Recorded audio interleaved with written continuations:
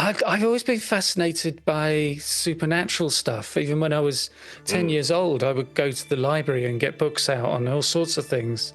And it could have been Bigfoot or ghosts or UFOs. But as I got older, I kind of narrowed down my interests to just the afterlife and UFOs. And it was the 1980s, I would go to the College of Psychic Studies in London, which was set up by the Society for Psychical Research in like 1880. So that building's been there for over 100 years. They've got a fantastic library. But they would train people in mediumship and channeling, past life regression, and all these different things. Wow. And so I wasn't a student there, but you could pay a little bit of money and the students could practice on you. So I used to go there every couple of weeks and have all these different students practicing their mediumship and things. And it was like an investigation rather than me trying to contact a deceased loved one. Sure. And that's where I was taken through a past life regression. And I sat with this channel, this woman who seemed to be channeling this 3,000-year-old Chinese guy. And like he died 3,000 years ago and has never incarnated again. And he works through this woman. I videoed that. And man, I haven't watched that for decades. But yeah, I had tons of experiences there, and being taken through a past life regression was really powerful for me. And that put me on the road to wanting to become a hypnotherapist and take people through that stuff.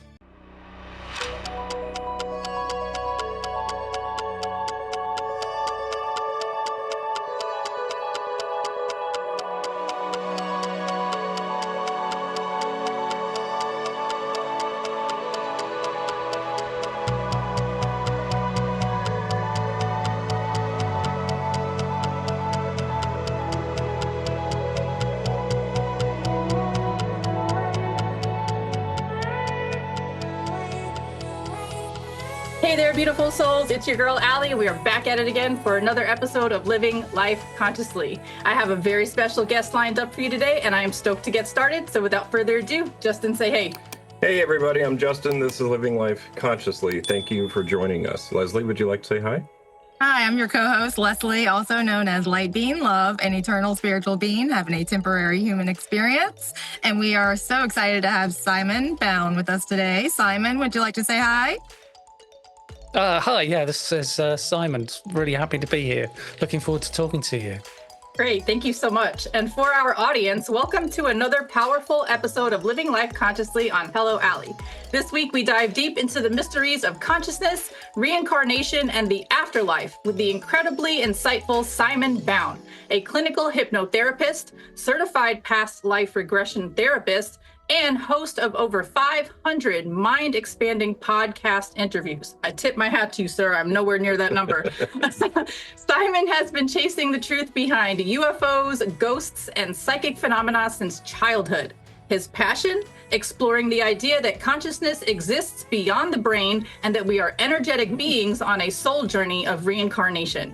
From his own past life regressions and UFO sightings to his deep research into NDEs, Simon brings a grounded, evidence-based perspective to some of life's biggest questions. What happens when we die? Can we heal from trauma from past lives? And is the brain just a receiver for something far greater? Also, fun fact, when he's not guiding others into past lives, you can find Simon jamming on his bass guitar or hosting the podcast called Our Paranormal Afterlife. Simon has also written books, such as his most recent Verified Near-Death Experiences, Proof of an Afterlife, which is on the shelf behind him, or his sci-fi novel called November Asteroid, a science fiction short story collection that's sure to tantalize your brain cells.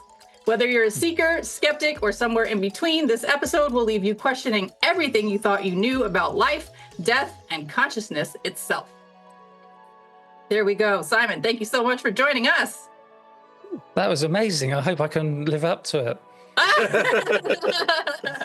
I'm sure you can. Man, I'm stuck on that over 500 podcast thing. We started doing this show a little over a year ago now, and I think we have like maybe 70 interviews up on our channel at this point. So like, I feel like I'm in the presence of like a guru of podcasts right now. Yeah, thank you for being here.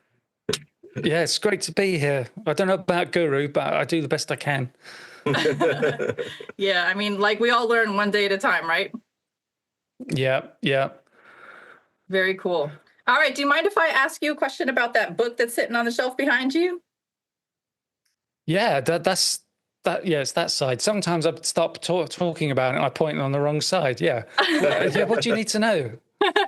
All right. So, in verified near death experiences, proof of an afterlife, there are 30 individual, profound near death experiences, each one coupled with startling, irrefutable moments of verification that challenge our understanding of life, death, and the afterlife. Which one of them stands out to you the most, and do you mind sharing it with us now? Well, there's 30 that are so powerful, and I wouldn't say one particularly stands out, but one of my favorites is, I'll tell you exactly what happened to this guy. Sure. His name was Tibor Putnoki, and he's a Hungarian. And in the early 90s, he went into hospital in Hungary with really high blood pressure. And the doctors told him they were very worried about him. And he's lying in his hospital bed feeling awful. And then in an instant, he's standing in the middle of this hospital ward with all the beds around him. And he feels great. And he's thinking, oh, this is great. Why are those nurses rushing past me with that doctor? But of course, they were rushing past his body that would, his heart had stopped. So they start CPR and he's looking around, but he doesn't know it's him because the nurses are in the way. And there's a room to the side of the ward that has a big two-way mirror there. So the nurses can see out of the room, but you can't see in from the ward.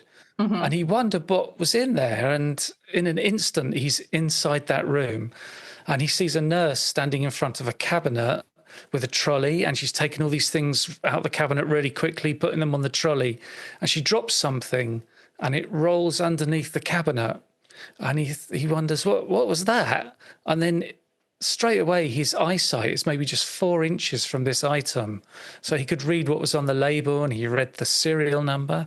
And then he realized there was a nurse in there on the phone.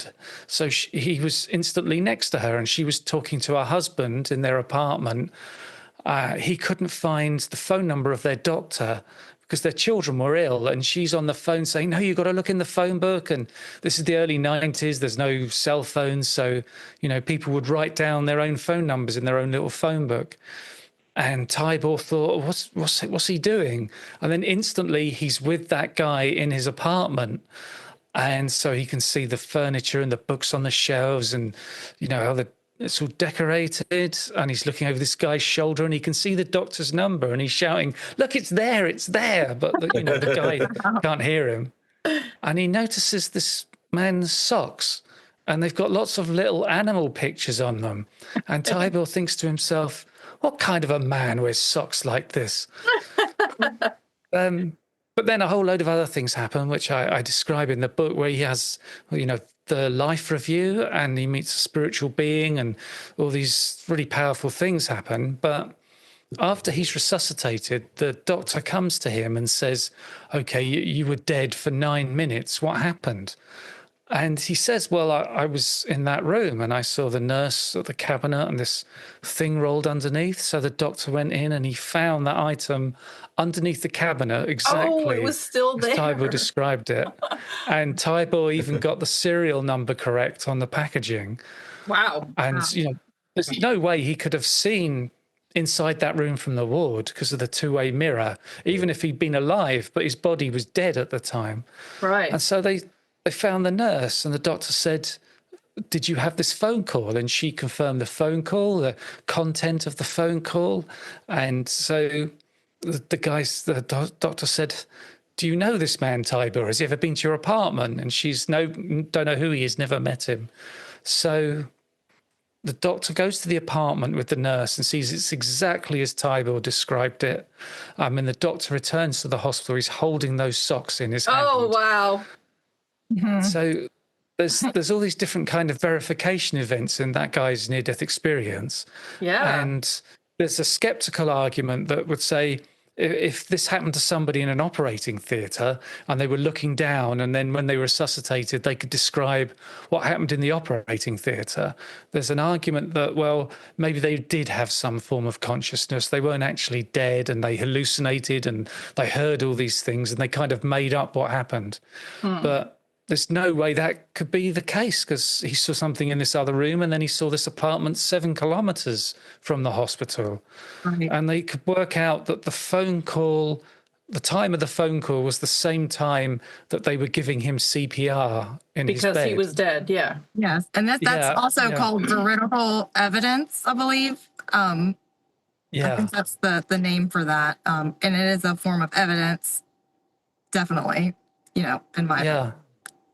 Yeah, and it's the thing, I nearly called the book Veridical Near-Death Experiences, but then I thought nobody knows what the word veridical means. I was just thinking I'm going to have to Google that after we get off this call, because I don't know if I know that. Yes, and there's many stories. I've heard that particular story before, and many others where there is veridical evidence of, proof that what they're seeing and experiencing, outside of the, OR or wherever they're at, emergency room, far away, and they can, prove that what they saw is fact. So, Wasn't it also, trying to think if it was Raymond Moody or even Alexander, and I know that Raymond Moody is the one that coined the term NDE, so shout out to him. But one of the I feel silly because I can't remember. It was the doctor who basically he had an NDE and he saw a tennis shoe on a roof, and he told when he came back to life, he told the people that worked at the hospital, "Look, I died. If you don't believe me, go check the roof. There's a tennis shoe up there." And then they went and checked the roof, and sure shit, there was a tennis shoe up there. So it's like I love when people come through with evidence like that, because I mean, first of all, as you were telling your story, there were so many things that were standing out to me. First of all, the fact that just with intention, like as you're in an NDE experience, just with thinking about something or someone, it's like instantaneously, boom, you're there. Even if it's something like that guy's apartment, who he's never been to in his physical life before, but when you're in spirit, it's like as soon as you think of it, like, boom, you're there. It doesn't take any time or traveling a distance or anything. It just happens instantaneously. That was standing out to me a lot. And then also something that stands out to me about NDEs, and I feel like I've mentioned this quite a few times before, forgive me for repeating myself, but we're all wearing glasses on this call, right? Have you noticed that when you're in spirit, you can see like perfectly, like you can zoom in on stuff that's super far away, 360-degree vision. I envy that. I can't wait to have that back. Yeah, and I asked near-death experiencers when they get that kind of vision, I say, isn't it overwhelming? Because we're definitely not used to 360-degree vision, but they say, no, it seems perfectly natural. It's just normal. Wow. I can't wait for that. And it's also, right. they can see colors that we can't see, and their hearing is amazing. It's like, their consciousness is now free of this sludgy physical brain that's slowing everything down. Of this filter. Our filter. Yeah. Yeah, that's another thing we talk about. Forgive me for cutting you off, but that's another thing we speak about a lot, is how, people rely so heavily upon their 5 senses in order to like believe that something is real. I used to be one of those people. And then you realize that like these physical bodies are limiting how much we can perceive. Like you're limited in 1% of the light spectrum. You're limited in your hearing range. You're limited to feeling something only if it comes across your skin or touches you. So it's like, the fact that there's so much more to perceive is just mind-blowing for me. Yeah, and when they get into those spaces, the near-death experience, and they have the experience and they're brought back to their body, they look at their body and almost, a lot of them say, but how am I going to fit in that tiny little body? I'm so massive. I'm this incredible soul. And they say it's like jumping into a freezing cold swimming pool, or it's really constrictive and it's like wearing a lead overcoat. So you can really tell the difference there. Yeah. Wow. And another thing I've noticed is that there's not a big connection to the body. Once you're out of it, it's not like you're feeling like the super connection to it. You're more yourself than you ever have been. And it's just a little strange looking at your own body. Yeah. That's another thing I thought of too. It's like as soon as they're out of body, they look like if they're looking down at their physical body on the table, it's like they're already over it. They're already like not identified with it anymore. But and if you think that you've had thousands of lifetimes, I mean, that does make sense. You know what I mean? It's just like a clothing that you had on for a little bit. Yep. Right. Like Karen Wickerson says, you're just taking off a raincoat. I'm sorry, Simon. I'll be quiet. Yeah, that's pretty much what I was going to say. So, in your view, how does the brain act as a receiver of consciousness? Is there a frequency we're all tuning into? Yeah, it's hard to know, isn't it? There is that idea that the brain's like a radio and the consciousness is the radio station. And so when the radio breaks, doesn't mean the radio station stops transmitting. But how it all works is very difficult to know, because they talk about how it could be a frequency or a vibration, or where our mind state is influences where we go when we first arrive in the afterlife. And it's that thing where you go to the space that your frequency so closely matches. And I talked to somebody the other day who said that perhaps if your frequency is Roman Catholic, then when you die, you go to a space where it's only Roman Catholics. That's your frequency. And after a while, you start to realize there's more to this, and that you start to notice other spirits, because they say there's spirits who've been there a lot longer. They try and come down to the lower levels and lift you out of them into the light.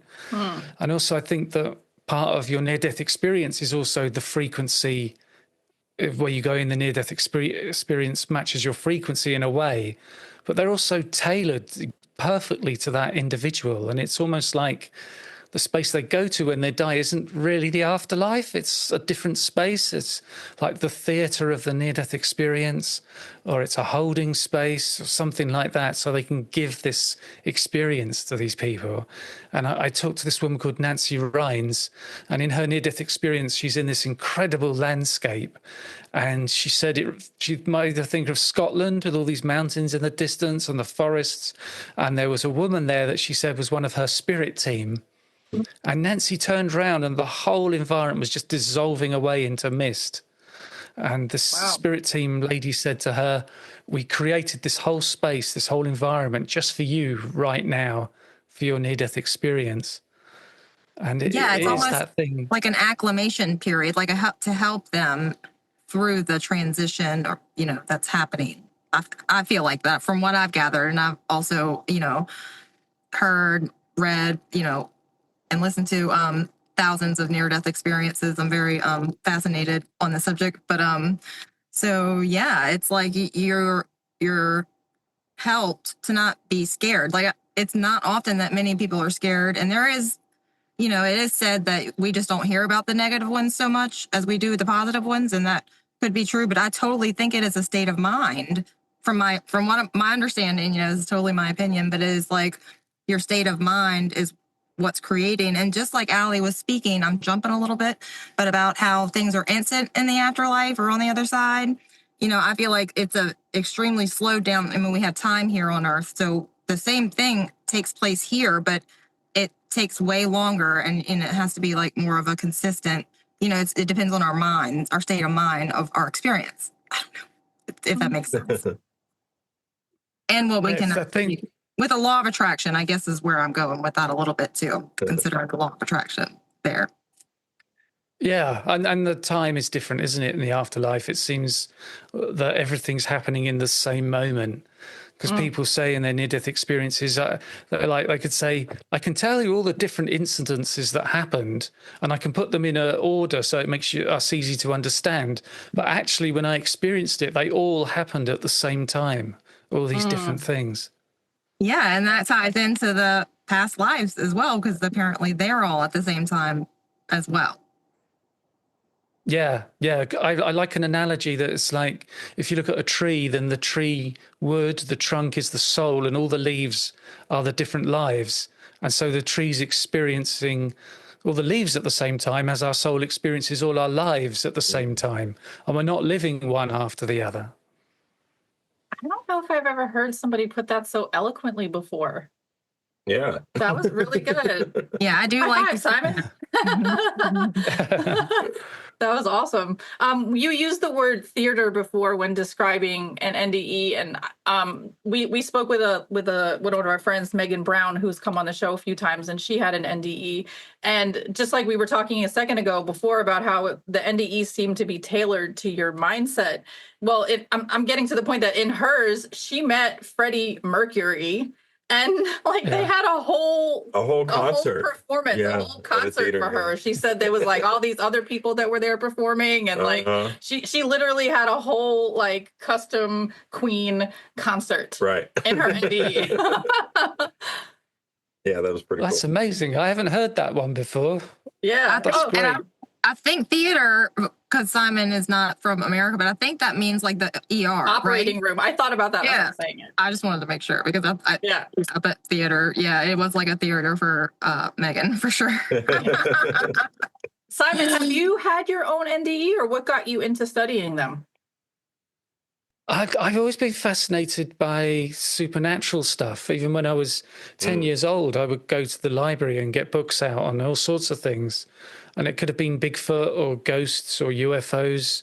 But as I got older, I kind of narrowed down my interests to just the afterlife and UFOs.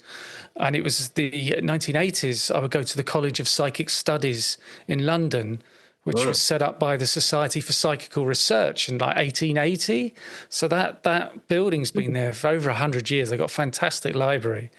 But they would train people in mediumship and channeling, past life regression, and all these different things. Wow. And so I wasn't a student there, but you could pay a little bit of money and the students could practice on you. So I used to go there every couple of weeks and have all these different students practicing their mediumship and things. And it was like an investigation rather than me trying to contact a deceased loved one. And that's where I was taken through a past life regression. And I sat with this channel, this woman who seemed to be channeling this 3,000-year-old Chinese guy. And like he died 3,000 years ago and has never incarnated again. And he works through this woman. I videoed that, and I haven't watched that for decades. But yeah, I had tons of experiences there, and being taken through a past life regression was really powerful for me. And that put me on the road to wanting to become a hypnotherapist and take people through that stuff. I love how your curiosity turned into a career. Yeah. Yeah. They kind of say you should never turn your hobby into your living because then you ruin it. But I'm doing fine. I find it fascinating still. I feel like if you're doing God's work, though, like if you're honoring your spiritual journey, like your soul's purpose for coming here, it doesn't even feel like work, though.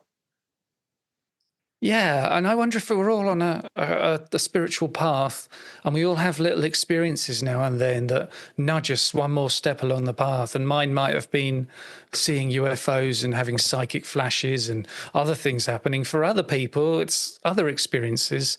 And every now and then somebody has a near-death experience, and that's not just a little step on the path. That's like a spiritual kick up the pants to get a move on. But I also look back on things I've done in my life that are almost like, well, that was me in training to do podcasts or to write, because I wrote science fiction. That's where I learned how to self-publish and how to get the book properly formatted and get the cover done. I've been playing bass guitar for decades, and that's taught me how to use software and how to record. So when it came to doing a podcast, that was easy. That was a piece of cake. Yeah. And so... yeah, I wonder if I was doing all those different things earlier in my life because it was preparing me for what I'm doing now. I would say yes. I wonder what am I doing now that's preparing me for something further down the line? Wow. Right. I'm sitting here. I feel like I'm smiling. I'm trying to figure out what I'm doing now that's preparing me for the future. Oh, nice. Well, I was sitting here reflecting on what you were just saying, and I was like, I feel like I've had those same thoughts where it's like I look back now on the things that I've done in the past, and I feel like that was my spirit guides just throwing things on my path just so I got that experience and learned those things and got those tools in my toolbox so that I can apply them to what I'm doing now. You know, like, I don't know. I resonate with that thought a lot. I do. Simon, did you want to add to that, Simon? No, that's okay. You've seen UFOs, had psychic flashes, and been through past life regressions. Which of your personal paranormal experiences blew your mind the most? Oh, I'd say past life regression. I had one that was really powerful, and it was the first part of it. This was a woman that was trained by Dolores Cannon. Do you know Dolores Cannon? Oh, we love Dolores Cannon. She's the goat. Yeah. So I went to her to do this past life regression, and it's the thing I always do there. I just go along, okay, let's see what happens. And I saw this past life where I was a woman in Venice, and I think it was the 17th century. And I can still see the locations in my mind. I'm sure if I went to Venice and walked around enough, I'd find that exact location. I would love for you to do that, to be honest. I would really love for you to do that. Something like that happened to me with You can look on Google Maps. past life You can try regression. it. Mhm. Oh, Yeah, true. I mean, in my first past life regression, I saw myself as a little girl in a park in London. And 2 years later, I went to a part of London I'd never been to before. And there was the park, exactly as I'd seen it in the regression. Awesome. Wow. But with Yeah. this Venice one, I eventually died, and we saw the death. I won't go through the whole story of that, but we got to this point, and she said to me, okay, now just float away, just drift away from that life, leave it behind, just tell me the next thing you see. And the next thing I saw, I was an alien abduction experience.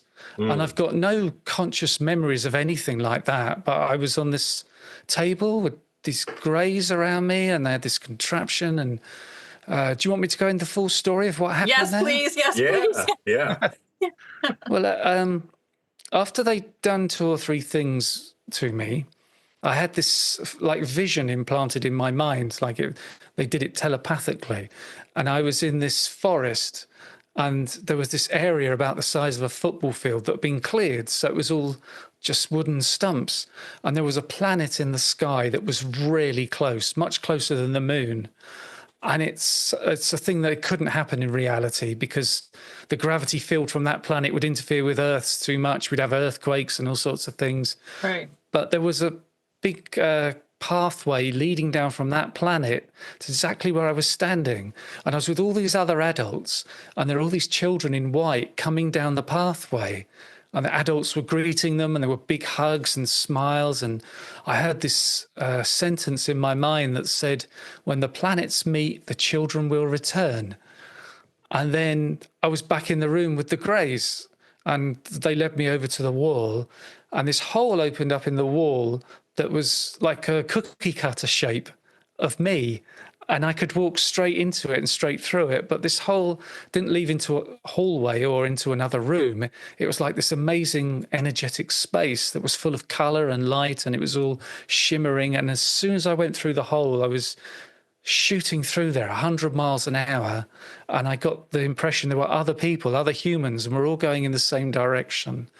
And then I got into this long, thin room. It's kind of like a railway carriage, and it was white, and all the chairs were kind of coming out of the wall. They weren't separate from the wall and the floor, and there were clothes everywhere, and there were these 2 greys at the other end, and there were other people coming in, and everybody was naked. And I got this message from the greys that kind of said, no one leaves till you got your clothes on.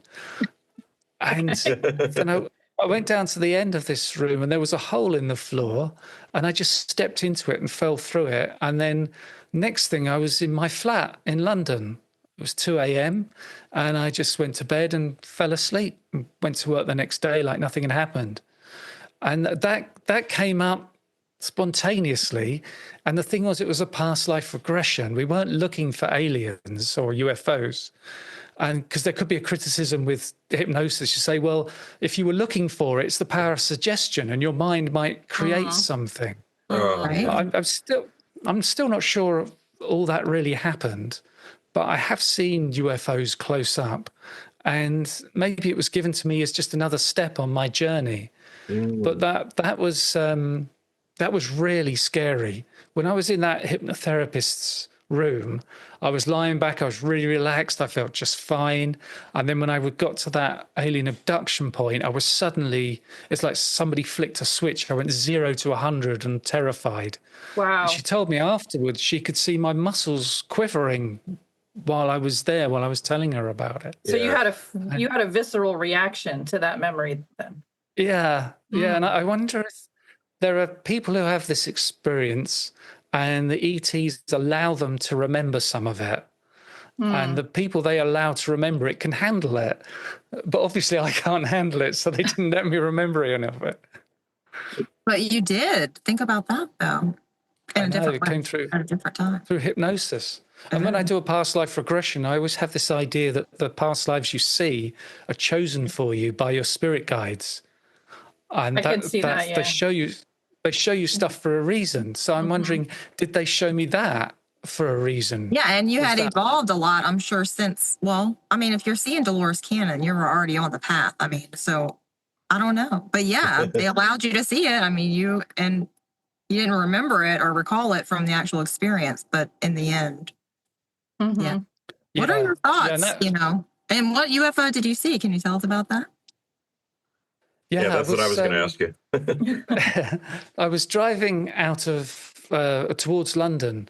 I'd been gigging with my band in this town out west of London, and it was a Sunday night blues gig, and we packed all the gear up, and I was back in the car. It's 1 a.m. on Monday morning, and I'm going down the M40, and we drive on the left, and I'd driven this motorway a lot, and I knew what was around, and I saw this really bright light to the left coming from this empty field, and I knew that field was empty, and I thought, that's odd. Well, is it emergency, like electrical repairs or gas mains or something? And I checked my mirror and I looked ahead. There were no other cars around me, which seemed weird at the time. And I slowed right down to see what this light was, and I got to like 5 miles an hour, and there was something in the way. It was like trees, and just when I got past them, I saw this craft, and it was just sitting there, and it was the shape of a rugby ball, about the size of a large house. It didn't move an inch the whole time, didn't make any noise. It was about 25 feet off the ground and 200 feet from me. And I'm holding the steering wheel and leaning forward and looking up at it. And I got a really good look at it. Wow. And there were many, many red pin spot lights across one half of the bottom of it. And coming out the other end was a really powerful spotlight pointing at the ground. And it's only later I thought about that kind of social media, that kind of image of how the UFOs use a tractor beam to pick people up and take them into the car.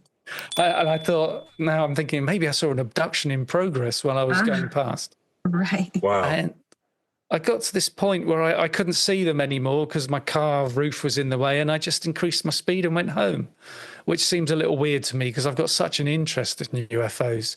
Yeah. And I knew enough about this to check my clock when I got home to see if there's any missing time. Was there? But no, there wasn't any missing time. Do you recall what color it was? Was it like metallic or white or black? Or I remember it being black. Black, okay. Yeah. And the thing is, I wonder if I saw it because they wanted me to see them. It's like it's another step on the path to move me along. Yeah, that goes back to what you said earlier, where it's like they choose for you to be able to see them, because we do CE5. Justin, Leslie, and our friends on my Discord server, we do CE5. We have been doing it for about 2 years now. Are you familiar with CE5? Yeah. Okay. But it's like, we could have a group of, let's say, I don't know, 5 people, and like 3 people will have the same kind of experience and the other 2 people may not. We've also heard of other people that have done CE5s, like out on the beach, for example, and there could be 2 people standing right next to each other. One of them will see a craft or lights in the sky, and the other one can't see it at all. So in my mind, that goes back to the idea that it's like certain people, I don't know if they're like chosen. I don't know what the criteria we have to meet to be one of them people to see it and remember it is or are, but it seems like there's like intention with who gets to experience the phenomenon and who is blind to it. Yeah, it might be that frequency thing that you've got to be in the mind. I was thinking that too. The right mind state, or it might be they choose you and show themselves to you. There's a guy I talked to when he was a child. He was in the garden of his house with some other children. They were about 7 or 8 years old, and this UFO came over, and it was just so low. He said if he had a baseball, he could have thrown it and hit the bottom of this craft. Wow. And they went into this kind of bubble of silence where everything seemed weird. And they watched it for a short while, like just a minute or so, and then it shot off. And he was standing with these other children the whole time, but when it disappeared, one of them turned to him and said, "Where did you go? You disappeared." And he's like, "I didn't go anywhere." So, it's one of those missing time things. Oh, that reminds me of Chris Bledsoe. Yeah, well, okay. Sorry, go ahead. I was going to say that reminds me of Skinwalker Ranch, and back when NIDS was still there, and they were investigating. I forgot his name, but was it James Lukatsky? He was always He there. was always there, but it was Yeah. no, it was somebody else who was a scientist, and him and an FBI agent. They also have an experience of going into this bubble where everything was silent, and it was like they were being like almost shifted into a different timeline entirely, you know. And it's very weird that happens. It makes me think that they're in a gravity bubble, you know. I was gonna say just the whole like all the points we were touching on, or Justin was touching on, and just all together is like the possibility, you know, of the simulation, or that we're in a simulation, you know, like so like what are your thoughts on are we in some sort of simulation, or what is your like theory of everything, Simon? Okay. He asked you what's your toe. All right.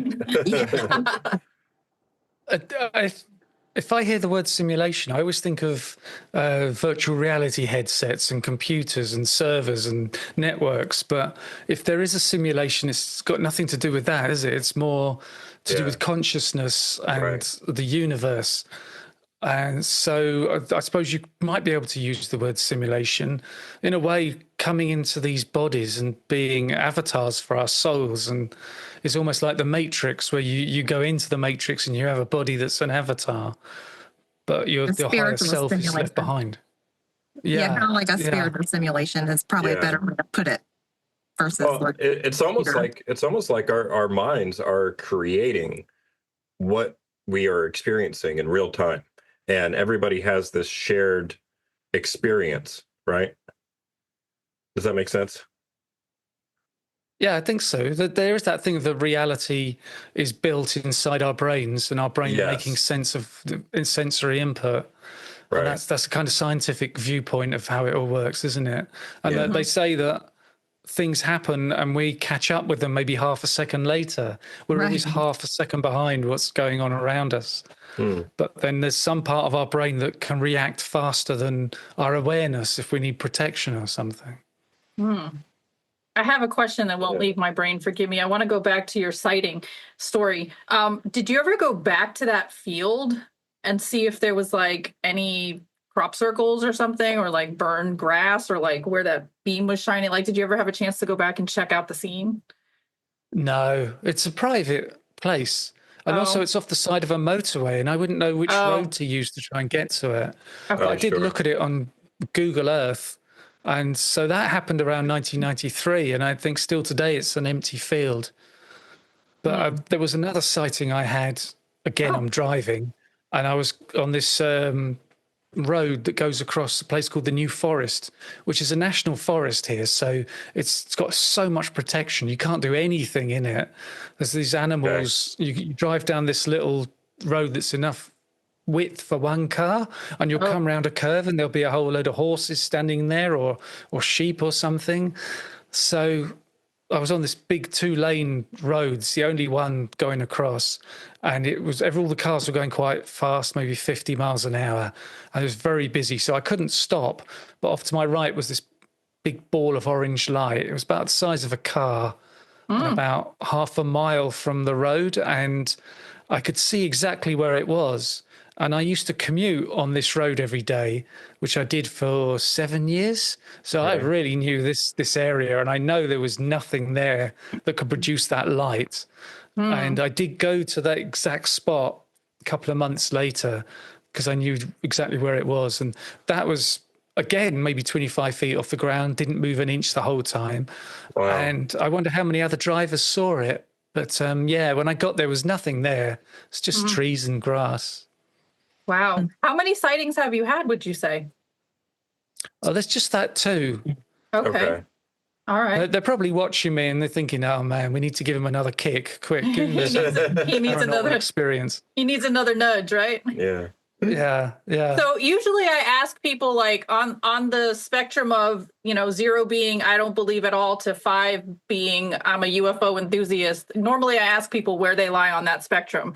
But I feel like you're already like out of 5. I don't know. So let me ask you that question specifically first. And then why do you think we're interacting with aliens? Do you think that they created us? Do you think they've always been on Earth? Like why do you think, why are they here? Are we them? Are they us? Like, what's your theory on that? Yeah. Yeah, when you get into it, it gets really complicated, doesn't it? It does. It takes in so many different things. Yeah, and it's like on my UFO podcast, I don't go into disclosure and that whole discussion. I'm much more interested in alien abduction.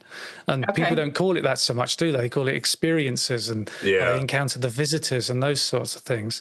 Right. But it does seem there's a lot more to it, that people seem to be abducted, that their consciousness is taken and not their physical body. But then there's other times people have marks on their bodies and other people see they're missing from somewhere.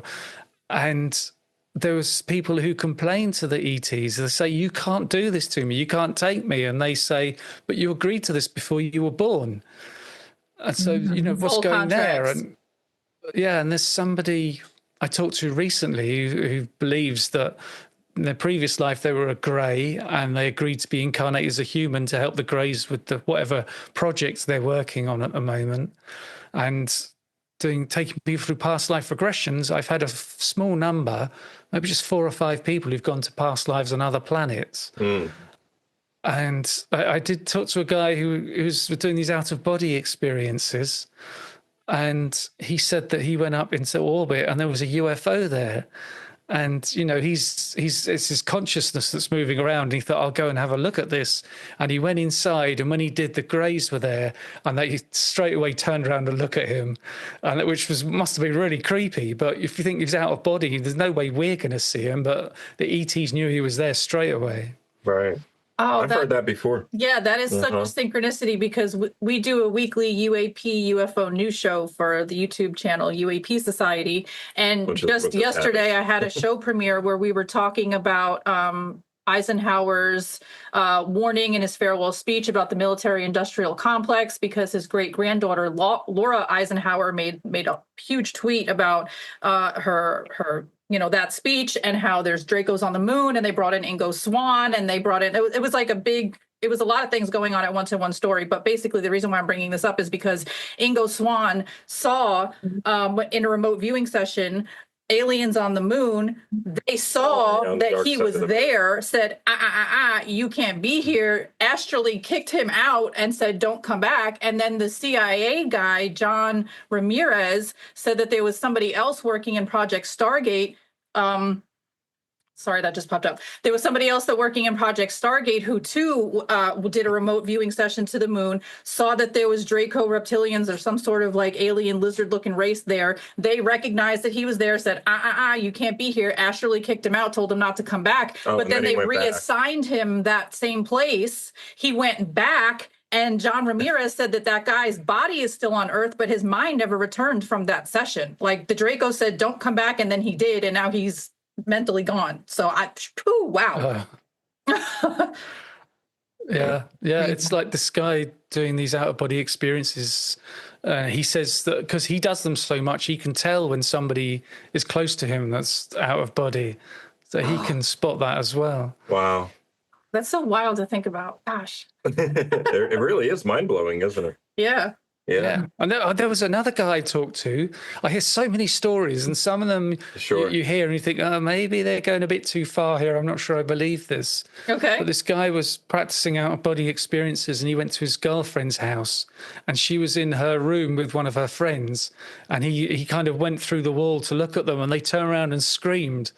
And he went home, and the next day he went over to see her, pretending like nothing had happened. And she was like, oh my God, we saw a ghost and they looked just like you. Oh my God. Wow.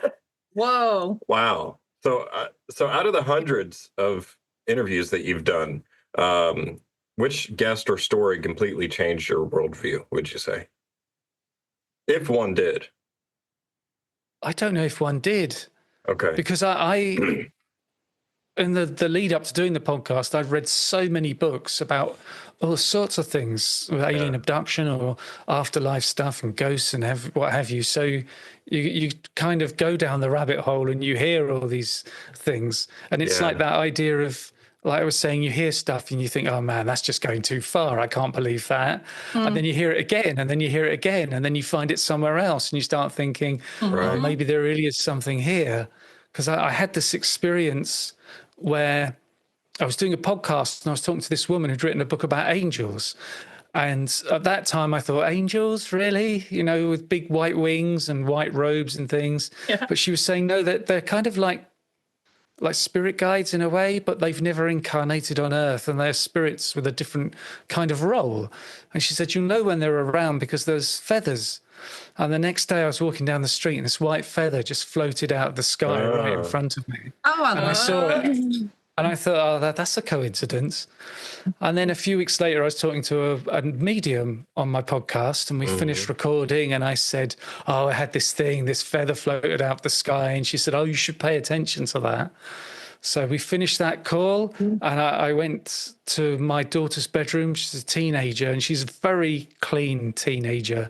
No mess in her room, not like her sister. But I went in to say hello to her, and there was a feather sitting in the middle of her floor. And I thought, that's weird. And I said, where did this feather come from? And she's like, I don't know. And so that was weird, the way that feather turned up just after I'd been talking to somebody about feathers showing up. So then a few months later, I go and visit a medium, which is something I do now and then, just to investigate. And she was really good, and we did this whole hour of mediumship. And I was sitting opposite her. We were both in these big armchairs, and she's about 7 feet away from me. And I'm telling her about these feathers that showed up. And just when I say that, she says, look at the floor. And there's a feather on the floor in between us. Really? And the whole hour she was doing her mediumship, that feather wasn't there. And neither of us got up to go anywhere. I got chills, full body chills just now.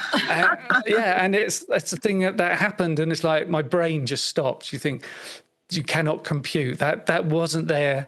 And just when we're talking about feathers turning up in a weird way, a feather turns up in a weird way. Yeah. And I always wonder if the spirit guides or angels were trying to get a message to me. It's another one of those steps forward. Absolutely. I wasn't getting the message, and they were like, what are we going to do to get through to this guy? And the third time they did get through to me, and I did really think, holy moly, what's going on here? Wow. Yeah. They do, from my understanding, your angels or, your spirit team or, spirit guide, whatever you want to call it. I think we have all of them, but they will use whatever like you're aware of. Like, so it's basically like that was put in your consciousness, the awareness of the feather. And so it's like, oh, there's something we can use to confirm for him, and so they use that to get that connection with you. And so as long as you're like making the connections, that's, I don't even know if there is necessarily a message. I don't know if you needed a specific message, but I think it was just the connection and the realization that they're there with you. And that was their way to be able to do that. Yeah, it's a sign, isn't it? Yeah, I totally agree. Lots of times you might get a sign, but it's that thing of, okay, I got a sign, but what does it mean? What's the message? Because they can be so subtle and symbolic, and you don't really know what they mean. Right. Yeah, I definitely feel like there's spirit guides guiding all of us. I mean, wherever you're at on your journey, there's if you look, you can see signs. I feel like, and once you start seeing those signs, you start seeing it more and more. Yeah, it's the connection and the awareness, I think, that creates that. So as far as spirit guides and guardian angels or whatever you the spirit side of things, and like the whole soul group connection, like that you incarnate with like specific souls over and over again, and they have apparently different roles and things like that. But I mean, are the spirit guides or the spirit, are they part of the soul group, or is it just whoever is incarnated? And then I'm going all over the place, but I'm wondering if soul groups can change like in lifetimes, or have you found that it's always the same people within a group with between all the lifetimes? I think you have lots of lives with the same kind of souls in your group, but then it's like you'll come into a group and you're all working on something together, and some soul will finish that part of their program and they'll move on to another soul group. And so you do move amongst them. And it's like the spirit guides are there to guide you. And I don't think of them as being almost like the soul group is the class and the spirit guide's the teacher, and they're kind of in some way have authority or superior. It doesn't quite work like that.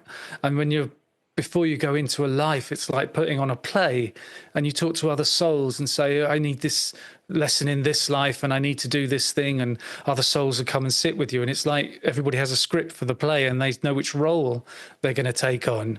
And you might say, okay, I need someone to be an awful father, and somebody go, yeah, I'll do it. I'm good at being an awful father. and that's how the life comes together. And there's soul plans and there's contracts and there's life plans, but they're kind of affected by free will when we're in our lives, aren't they? It's not like they're set in stone.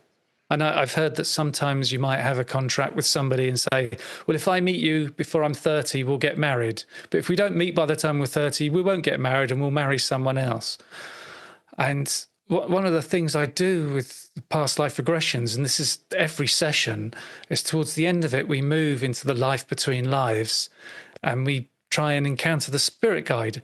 And most of the time they show up, say 90% of the time. So this person, my client, will meet with their spirit guide and we can ask them all sorts of questions about their past lives and their current life. And that can be really useful and insightful and very healing as well. And occasionally the client who's hypnotized is very, very relaxed and they talk really quietly, and then suddenly their voice becomes very strong and they're talking in the third person and they seem to be channeling the spirit guide. And so I'm having a conversation with the spirit guide and not the client. And then at other times the spirit guide takes them somewhere else, like they've been taken on to a massive library that's full of books, which kind of makes me think of the Akashic Records, or they've been taken onto a space that's a healing place, like this huge bath full of warm water, and they get in it, but its water's kind of sparkling and full of colors and is energetic. And it's not something I control during the hypnosis. We're saying, okay, well, if the spirit guide wants to show us something, let's go. Let's see what happens. That is so fascinating to me. Yeah.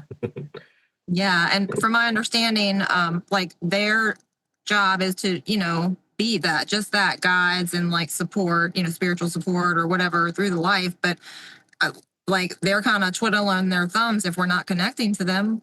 Is that your understanding as well? Like it's supposed to be like an interplay between all of us. We all have kind of a job to do.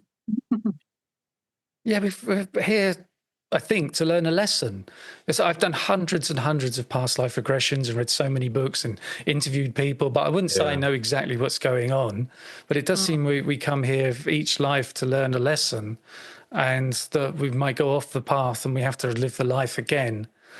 So it just gets more and more complicated. Like then you start learning about the multiverse and how there could be lots of versions of us in different universes. And then there's parallel lives, and you may be living 2 or 3 lives at the same time right now. And it may be that you end a life and you meet with your spirit guide and they have the council of elders and they say, you didn't learn the lesson, you got to do it again. And so you're incarnated again, but you don't go back to that life, you go to another one, but it's kind of going at the same time as this one. And so it gets complicated. I'm still trying to wrap my brain around that. The whole idea that everything is happening now, there's not really a technical past or future. It's kind of all in this now moment. I'm still trying to wrap my brain around that. But Simon, I wanted to ask you, because you've studied mediumships and UFOs and near-death experiences and reincarnation. I'm curious, like, what do you think ties them all together? What's the common thing that we can learn from all of those that's a good question. Subjects? Yeah, I think the thing that ties them together is, you could say, consciousness. But then what does the word consciousness really mean? It's almost like it's a placeholder for something we have a vague idea of. And it's almost, consciousness is, they say, like it's source or creator or God, and it all comes from there, and we're all part of that. And so in a way we are all God, and we're all learning, and the ETs and the near-death experiences and reincarnation and all these different things come together underneath that whole expression. And you see other things, don't you, like remote viewing and children past life memories and deathbed visions and terminal lucidity. Oh, yeah. How about shared death experiences? How about those? Those are wild, too. Yeah, there's something like that in my book as well with Jeffrey Olson and Dr. Jeff O'Driscoll. When Jeff O'Driscoll and the nurse come into the trauma room and they see the spirit of Jeff Olson's wife hovering over the bed.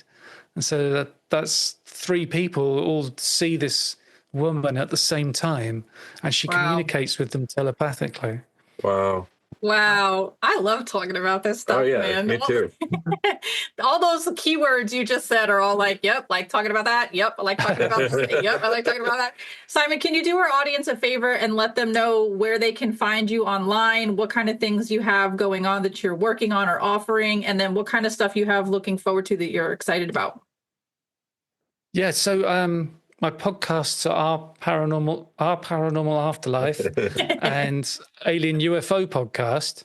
And so I've done 350 interviews with Paranormal Afterlife, 170 with the UFO podcast. And then I do other episodes where most of my guests have a book published, and I'll read an extract from their book, and that goes out as a 10-minute episode. So in fact, I've done more than 800 episodes. And my website is pastlifeshypnosis.co.uk. And I've got a booking page on there. So you can go in and book a free 20-minute call with me if you're thinking of doing a past life regression, and we can talk about it. And then my book is Verified Near-Death Experiences. That's on Amazon worldwide, and that's on Kindle and paperback and audiobook. And I'm working on another book, and I'm looking at bringing different things together. I talked to a guy who has a book about NDEs and coma, and he went into it to write about coma and coma, people who've been in a coma, what was their experience of it? Because I think that medical science says when you're in a coma, you're completely unconscious, no dreams, no nothing. But all of these people are coming back out of it, and they call themselves coma survivors. And some of them have these horrific nightmares that seem totally real, and they're on a loop, and they just keep going round and round and round. And there's other people in a comas have near-death experiences. And there's another one that he talked to a small number of people who, like there was a guy who was in coma for 7 days, and when he came out of it, he said he lived a life on another Earth for 22 years. Wow. And that life was just the same as this one. Just as real as this one. It wasn't a hallucination or a dream. He said he had a job, he worked 9 to 5, he had an apartment, he'd see his friends at the weekend. He said he spent a year doing a tour of duty in a Southeast Asian country that doesn't exist on this earth. And when he came out of the coma, he didn't know if this was real or what he'd experienced in the coma was real. But he did say that earth, there were lots of little differences from that one and this one. He said it's like the McDonald's signs were a different color.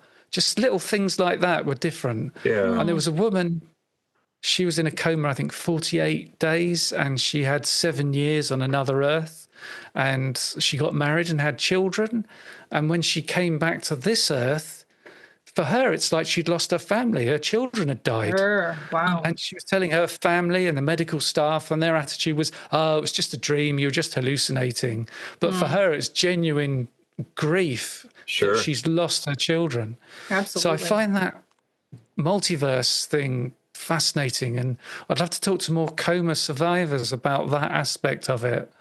And also I want to write a book on reincarnation and alien abductions. So, you know, it's just I've got it all queued up, the stuff I want to do. Well, I'm excited for you. And when you do have that new book come out, I mean, let us know. You can always come back on the show and we can talk about that. That'd be great.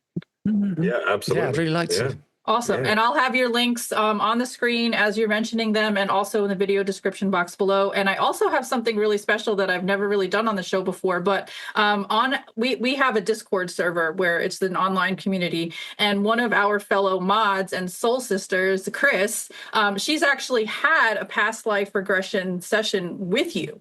And when we told her we were talking with you, she was like, oh my God, wait a minute, I need to go back and listen to my session. And she wanted to like give a little review of it. So do you mind if I read what she's written in reflection of her session with you? Yeah, that's great. Yeah. Okay, great. All right. So Chris says, hey there, I just listened to my session again. Funny how my memory remembers certain details, but others that are just as impactful, it's like hearing again for the first time. Before I had this session, I was convinced that my imperfect life, complete with constant challenges, was a form of punishment for having feelings of entitlement while simultaneously not being worthy of anything beautiful or perfect. However, the lives my guides showed me and the message they gave me assured me that I'm resilient, strong, loved, and courageous, and that this life was needed to teach me self-love and forgiveness. This life is chosen to enable the deeper lessons. It's not a punishment because of my expectations that I had as a young person. When I awoke from my session, my life made sense. I felt in control of my destiny because I had a very distinct purpose, and I felt like a ton of bricks have been lifted from my shoulders. Highly recommended. Very cool. That's really nice. Yeah, that's great. How do you feel hearing that? Reading that. Yeah, how do you feel hearing that's really nice. Because I get some emails back from clients telling me how they're doing, but not a lot of them send me emails. So that's really nice to hear. Glad for that. And she also has a question. Do you mind if I ask you? That's okay. Okay, she says, some people are not able to get anything from being hypnotized. Why is it successful for some, but not for others? Well, it's a very small number don't get to a past life, and even smaller number don't go into the hypnosis. And I see it as that we're all unique individuals and we all process these things in our own unique way. And so there can be times where maybe we just can't get there, and then you do it a week later and you're just fine. There is another thought that if you don't see a past life, it's because the spirit guides don't think you need to see one, and they won't show you one. Or it might be at the beginning of the session, I'll say, somebody's come to me because they have a particular issue, and I'll say to the spirit guides, please show us the past life that is the origin point of this issue.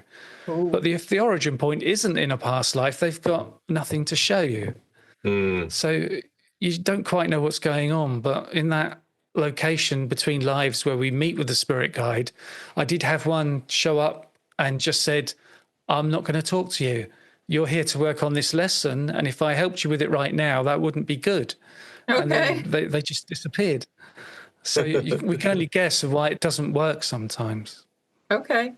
The common theme that I keep hearing in my head is that, like, our physical 3D life on Earth is such a small part of a hugely large, multifaceted, other orchestrated thing going on. It's like, some people get so caught up in the 3D drama of what's going on Earth. But like, if you think about it in like a cosmic perspective, I mean, you have a team of angels, ancestors, and spirit guides that are helping you at every moment of your life, trying to guide you towards these things so you can learn these lessons, so you can check those boxes on your soul contract so that you don't have to come back and redo it again in another incarnation, right? I mean, like, it's just so cool to learn that, like, and to understand that you're part of something that's hugely orchestrated. So you're supported and loved and guided, and this is all for a reason. I think one of the biggest lessons that I learned that was most profoundly impactful for me was that my life was not happening to me. My life is happening for me. Yeah. And I've heard them say things like, if you go to have a life on Earth, then for the people in the spirit world, you're gone 10 minutes, but for you, it's 80 years. Yeah. And so I think we focus too much on the Earth and thinking about this is where it all happens, but we reincarnate in all sorts of other places and other planets. And I also feel that physical incarnation and all the lives we live are just a small part of our soul's journey. And this isn't the whole thing, our incarnations. Once we've finished with this, we go into a whole other level of learning. Right. So my big takeaway, as you can see in my intro and my username here, or my whatever you call the name, but light being love, and that we are eternal spiritual beings having a temporary human experience. It encompasses, everything that I've learned, and it changed my perspective so much on this life and my view of everything and understanding of everything. And I just hope that more and more people realize who and what they are, to have that broader, perspective of everything to help them through the challenges of this physical life that we're in now.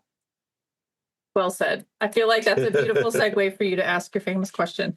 Oh, yeah. Okay. Simon, what is your greatest hope for the future of humanity? Peace and love and that kind of thing.